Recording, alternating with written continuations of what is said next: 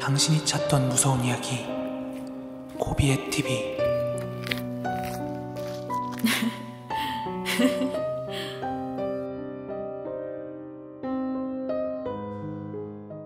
코린 여러분 안녕하세요. 코비의 TV입니다. 오늘 준비한 무서운 이야기는 코비의 TV 구독자 이상현님께서 제보해주신 실제 사연입니다. 어제 업로드했던 이야기랑 느낌이 약간 비슷한 부분이 있는데요. 아직 어제 이야기 안 보신 분들은 지금 시청하고 이 영상 보시면 더욱 그 느낌을 이어가실 수 있을 것 같아요. 그럼 오늘의 이야기도 바로 시작하도록 하겠습니다.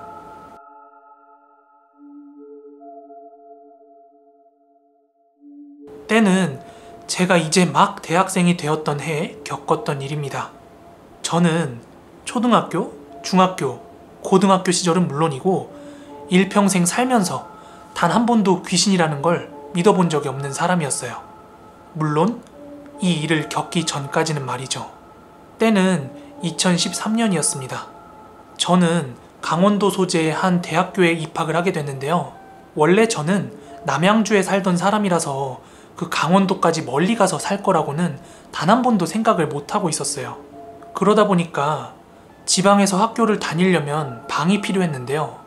직접 월세를 구하려다 보니까 방세 지출이 너무 커져서 저는 조금 돈을 절약할 수 있는 편으로 이제 학교 기숙사에 들어가는 걸 선택했어요.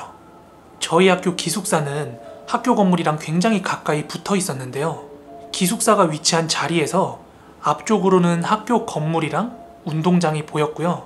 뒤쪽으로는 그냥 깡산이랑 숲이 우거져 있었습니다. 그리고 저희 기숙사 건물은 1층부터 4층까지 있었고요. 중앙 엘리베이터를 기준으로 양쪽으로 방들이 뻗어있는 그런 구조였습니다. 그때 저는 기숙사 407호에 배정을 받았고요. 기숙사 각 호실은 4인 1실이라서 당시 저희 방에는 저를 포함해서 신입생 4명이 생활을 하고 있었어요.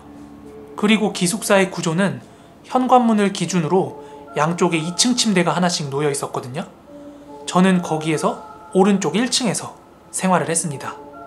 그리고 저희 기숙사 건물은 밤이 되면은 전체 소등을 하는데요. 그렇지만 중앙 엘리베이터 쪽으로는 공용 화장실이랑 공용 샤워장이 있어서 거기만큼은 소등을 하지 않고 놔두는데요.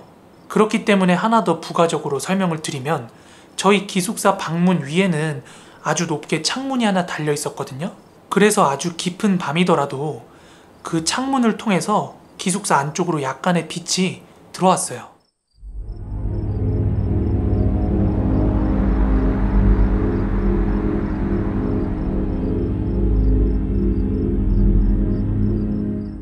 아무튼 저는 고향에서 멀리 떨어져 와서 연고도 없는 곳에서 첫 생활을 하는 거라서 힘들진 않을까?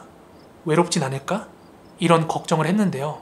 다행히도 기숙사 같은 방 친구들이랑도 너무 잘 어울렸고 학교 동기며 학교 생활들도 너무나 즐거웠습니다. 그렇게 즐거운 대학 생활을 보내고 있던 중 사건은 어느 초여름에 터지게 됩니다. 저랑 같은 방을 쓰고 있는 친구 3명 중 한 놈이 고향이 주문진인 녀석이 있었거든요. 그 녀석 자리는 저랑 맞은편 2층 침대 자리였어요. 같은 방 친구들 중에서도 유독 그 친구랑 친해서 밤늦게까지 수다를 떨다가 잠자리에 들게 되었습니다. 그렇게 잠을 자다가 한 새벽 3시쯤이었던 것 같아요. 잠결에 저희 기숙사 문 밖, 그러니까 기숙사 복도죠. 그 복도 밖에서 방울소리 같은 게 들려오는 거예요. 그 방울소리는 딸랑딸랑하는 그런 귀여운 방울소리가 아니라 흡사, 그 무당들이 굿할 때 흔드는 방울 있잖아요. 그런 소리 같았어요.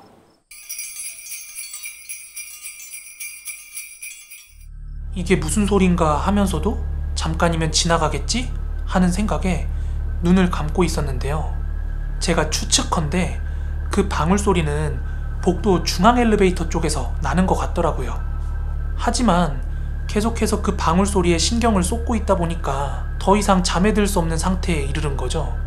그래서 저는 이게 무슨 소린가 확인해보고 싶은 찰나에 그 소리가 점차 저희 방 문 쪽으로 가까워지는 게 느껴졌습니다.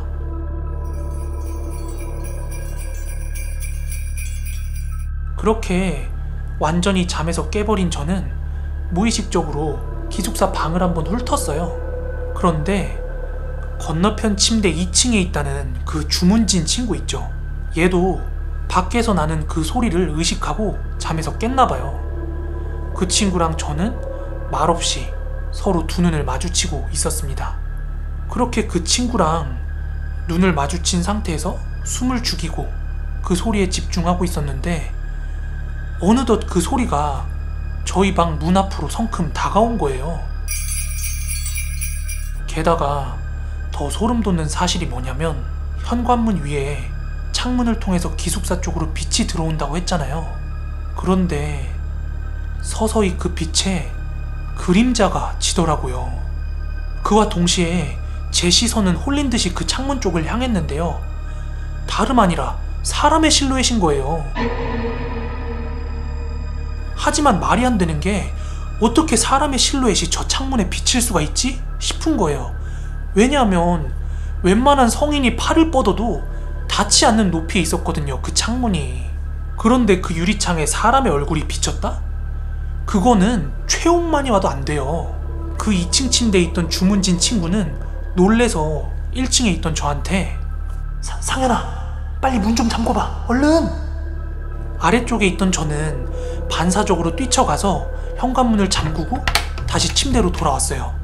그런데 그제서야 문을 열려고 막 철컥철컥거리고 문을 막 두드리는 거예요. 그 소리를 들음과 동시에 기절인지 꿈인지 모를 그것에서 깨어나게 되었습니다.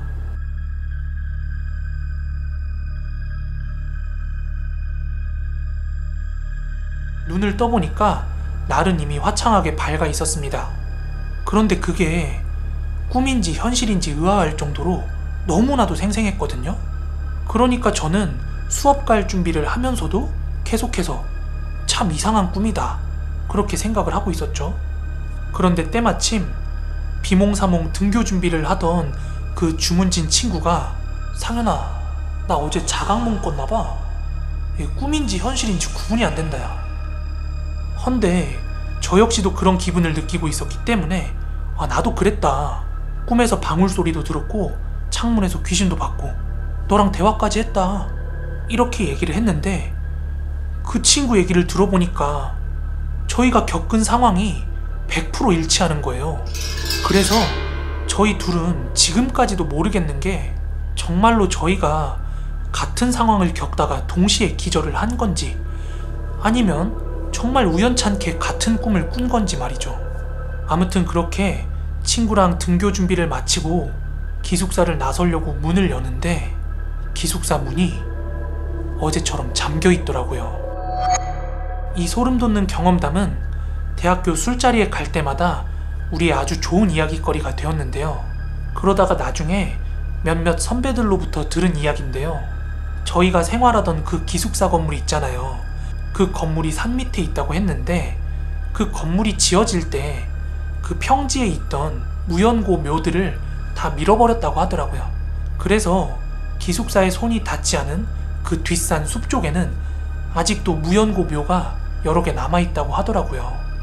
아무튼 저는 제가 봤던 귀신이 사람들이 말하는 그 키 큰 팔적 귀신인지 뭔지 모르겠어요.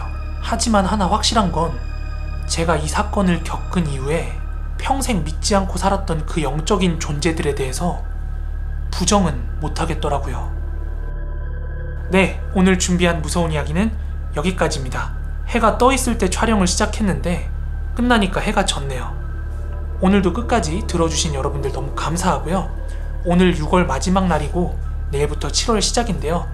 모두 한 달 동안 고생 많으셨고 앞으로 7월 달에도 좋은 일 가득하시길 바랍니다. 그럼 저는 다음에 더 무서운 이야기로 찾아오도록 하겠습니다. 모두 좋은 밤, 좋은 아침 되세요. 감사합니다.